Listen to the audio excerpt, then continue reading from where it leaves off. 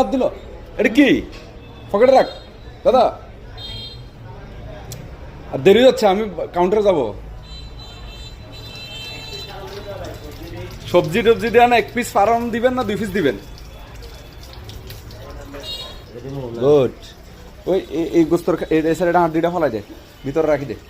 গোস্ত দে, সবজি দে সুন্দর করে দে। একটু ডাল দেন।